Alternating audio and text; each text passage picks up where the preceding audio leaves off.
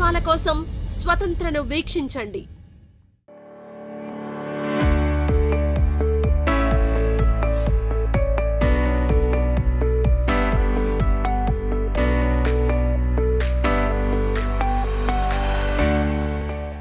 నమస్కారం.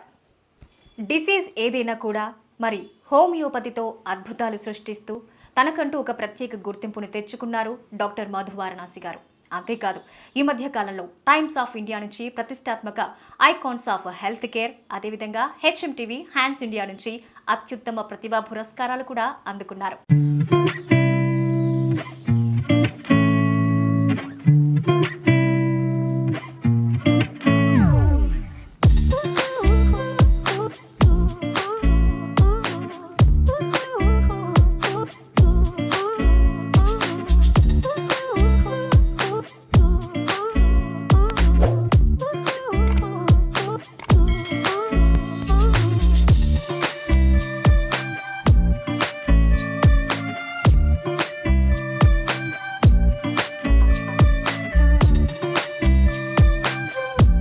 చాలా మందికి ఆర్థరైటిస్కి సంబంధించి ఎన్నో అపోహలున్నాయి.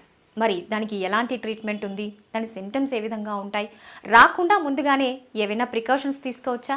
మరి ఇలాంటి సందేహాలన్నీ నివృత్తి చేయడానికి మనతో పాటు ఉన్నారు 2 తెలుగు రాష్ట్రాల్లో ప్రముఖ హోమియో వైద్య నిపుణులు డాక్టర్ మధు వారణాసి గారు. మరి వారిని అడిగి మరిన్ని వివరాలు మనం తెలుసుకుందాం, మన సందేహాలు నివృత్తి చేసుకుందాం.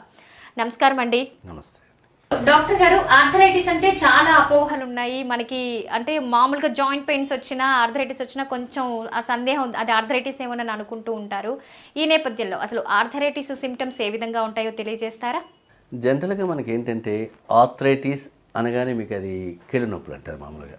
సో ఆర్థరైటిస్ సమస్య మనలో చాలా మందిలో కనిపిస్తూ ఉంటుంది. అంటే ఇప్పుడు మెజారిటీ పేషెంట్స్ అందరూ కూడా, ఈవెన్ ప్రతి ఒక్కరు కూడా మోకాళ్ళ నొప్పులతో బాధపడుతూనే ఉంటారు. మనకేంటి అంటే ఇంతకుముందు మనం ఏమనుకునే వాళ్ళమంటే ఆర్థరైటిస్ అంటే ఒక 50 సంవత్సరాలు దాటితే కానీ పెయిన్స్ తెలియవు, అంతవరకు మనకేం రావు ఈ నొప్పులు కూడా. సో మనకు ఆ ఏజ్ లేదులే అనుకున్న వాళ్ళు చాలామంది ఉన్నారు. కానీ ఇప్పుడు ప్రజెంట్ జనరేషన్లో మనకు దానికి స్పెసిఫిక్గా చెప్పాలంటే ఇప్పుడు ఒక ఏజ్ ఫ్యాక్టర్ ఏం సంబంధం లేకుండా పోయింది. 30 ఇయర్స్ వాడు కూడా ఆర్థరైటిస్ సఫర్ అవుతున్నాడు, 50 ఇయర్స్ వాడు అవుతున్నాడు, 70 ఇయర్స్ వాడు అవుతున్నాడు. అంటే మీకు ఇక్కడ ఇర్రెస్పెక్టివ్ ఆఫ్ ఏజ్ ప్రకారం ఆర్థరైటిస్కు ప్రోన్ అయిపోతున్నారు. ఎందుకంటే అది మన లైఫ్ స్టైల్ వేరియేషన్స్ కావచ్చు, మన ఫుడ్ స్టైల్ కూడా కావచ్చు, మనం చెప్పలేం.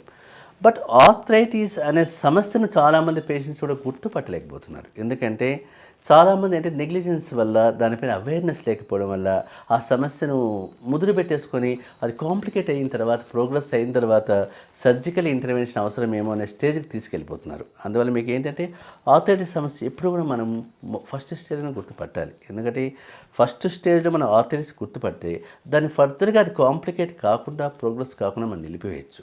అందువల్ల మీకు ఈ సమస్యను మనము ముందు జాగ్రత్తగా, మీకు ఒక ఏజ్ గ్రూప్లో వచ్చిందంటే మాత్రం ఈవెన్ 30స్లో వచ్చినా, 40స్లో వచ్చినా, 50స్లో వచ్చినా కూడా ఆ సమస్య దేని వల్ల వచ్చింది, దేనికి రిలేటెడ్గా ఉంది మాత్రం తప్పనిసరిగా పేషెంట్ దానిపైన ఫోకస్ చేయాలి. ఆ ఫోకస్ చేయనప్పుడు మీకు ఏమవుతుందంటే దాని కాంప్లికేషన్స్ ఇంకా మరింత ఎక్కువయ్యి దానివల్ల ఫర్దర్గా లైఫ్ డిటరేట్ అయిపోతుంటుంది. అంటే మీకు తన వే ఆఫ్ లివింగ్ అంతా కూడా మీకు ఆటోమేటిక్గా ఒక బ్రేక్, ఇంటరప్షన్ వచ్చేస్తుంది మీకు. అంటే రొటీన్ యాక్టివిటీస్ డిస్టర్బెన్స్ అయిపోతాయి, ఏ పని చేయాలన్నా ఇబ్బందిగా ఉంటుంది.